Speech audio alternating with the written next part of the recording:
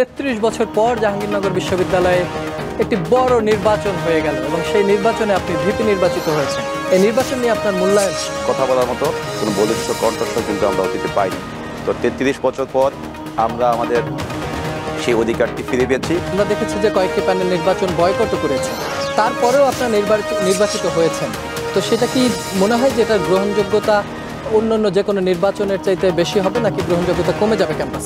আমাদের কাছে নির্বাচনের জয় পরাজয়ের চেয়ে যে এত বছর পরে নির্বাচনটা অনুষ্ঠিত হয়েছে, এটা সবচেয়ে বড় একটা পাওয়া ছিল আর চাওয়া ছিল।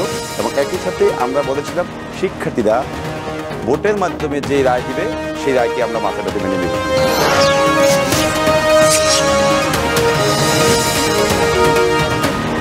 ৩৩ বছর পর জাহাঙ্গীরনগর বিশ্ববিদ্যালয়ে একটি বড় নির্বাচন হয়ে গেল এবং সেই নির্বাচনে আপনি ভিপি নির্বাচিত হয়েছেন। এই নির্বাচন নিয়ে আপনার মূল্যায়ন কি? ৩৩ বছর জাহাঙ্গীরনগর বিশ্ববিদ্যালয় কেন্দ্রীয় শিক্ষার্থী সংসদ সেটি কিন্তু বন্ধ ছিল। তো ফলে শিক্ষার্থীরা বা আমরা আমাদের একটি যৌক্তিক দাবি থেকে বঞ্চিত ছিলাম। কিন্তু এই ৩৩ বছর আমাদের যে শিক্ষক সমিতি নির্বাচন, যে কর্মকর্তা কর্মচারী সমিতি নির্বাচন, সেটি কিন্তু কিছুদিন বন্ধ ছিল না। আমরা দেখেছি এই শিক্ষার্থী সংসদ নির্বাচনটা বন্ধ থাকার ফলে আমরা শিক্ষার্থীদের যেই মৌলিক চাওয়া পাওয়াগুলো আছে, শিক্ষার্থীদের যেই অধিকারগুলো আছে, সেই অধিকারগুলো আদায়ের জন্য কখনোই শিক্ষার্থীদের সরাসরি ভোটের মাধ্যমে নির্বাচিত কখনোই প্রতিনিধি ছিল না।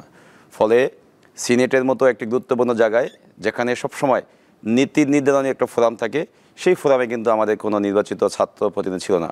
এবং এর ফলে আমরা আমাদের যেই অধিকারগুলো আছে, চাওয়া পাওয়াগুলো আছে, সেগুলোর পক্ষে কথা বলার মতো কোনো বলিষ্ঠ কণ্ঠস্বর কিন্তু আমরা অতীতে পাইনি।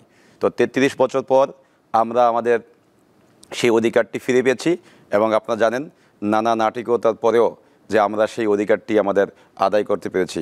তো সব কিছু মিলিয়ে ৩৩ বছর পর জাকসু অনুষ্ঠিত হয়েছে এবং সেখানে জাহাঙ্গীরনগর বিশ্ববিদ্যালয়ের প্রিয় শিক্ষার্থী ভাই বোনেরা যে আমার উপরে আস্থা রেখেছে এবং আমাকে বিপুল ভোটে নির্বাচিত করেছে, এজন্য জাহাঙ্গীরনগর বিশ্ববিদ্যালয়ের প্রিয় শিক্ষার্থী ভাই বোনদেরকে আমি আমার ব্যক্তিগত পক্ষ থেকে আন্তরিক শুভেচ্ছা জানাচ্ছি এবং একই সাথে ধন্যবাদ জ্ঞাপন করছি।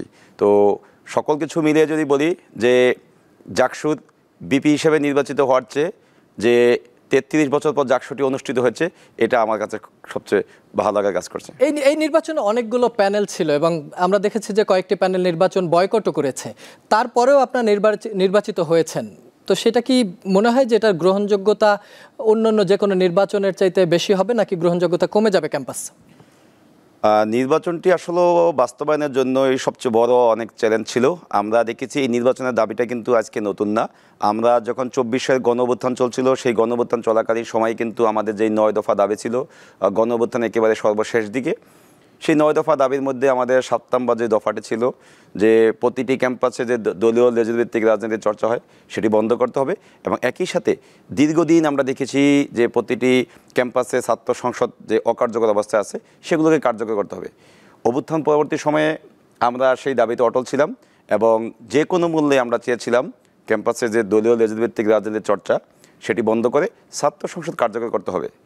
আমরা অভ্যুত্থান পরবর্তী দেখেছি যারা একসময় আমাদের সাথে সেই দাবির পক্ষে ছিল, কিন্তু কোনো এক সময় তারা সেই দাবি থেকে সরে গিয়েছেন এবং অভ্যুত্থানের নেতা হিসেবে অনেকেই ক্ষমতার চর্চা শুরু করেছেন।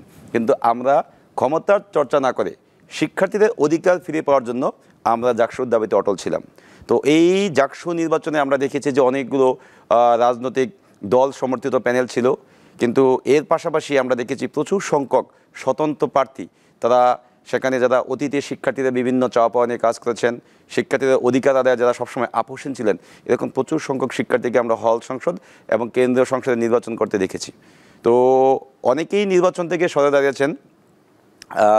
যেদিন আমাদের ১১ই সেপ্টেম্বর ভোট গ্রহণের সময়সীমা যখন ৫টা ছিল, সেই ৫টার কিছুক্ষণ আগে আমরা দেখেছি বাংলাদেশ জাতীয়তাবাদী ছাত্রদল সমর্থিত একটি প্যানেল এবং সম্প্রীতির ঐক্য নামে একটি প্যানেল, এই দুইটি প্যানেল কিন্তু পূর্ণাঙ্গ প্যানেল নির্বাচনকে প্রশ্নবিদ্ধ করার উদ্দেশ্যেই নির্বাচন থেকে সরে দাঁড়িয়েছেন। এবং আর বাকি দুইটি প্যানেল ছিল, সেই দুইটি প্যানেলও পূর্ণাঙ্গ প্যানেল নয়। সেখানে একটি প্যানেলে ৮ জন সদস্য, আরেকটি প্যানেলে ৫ জন সদস্য ছিল। আমি যদি আপনাকে আরেকটু ব্যাখ্যা করে বলি, আমাদের এই জাকসুতে কেন্দ্রীয় সংসদে সর্বমোট আমাদের প্রার্থী ছিল ১৭৯ জন। তো এই 4টি যে প্যানেল, দুইটি পূর্ণাঙ্গ প্যানেল এবং দুইটি আংশিক প্যানেল মিলিয়ে আমাদের প্রার্থীর সংখ্যা হয় ৬৩ জন। আরও কিন্তু হিউজ একটা সংখ্যা আমরা কিন্তু এখানে ছিলাম এবং নির্বাচনের একেবারে শেষ সময় পর্যন্ত কিন্তু আমরা মাঠে ছিলাম।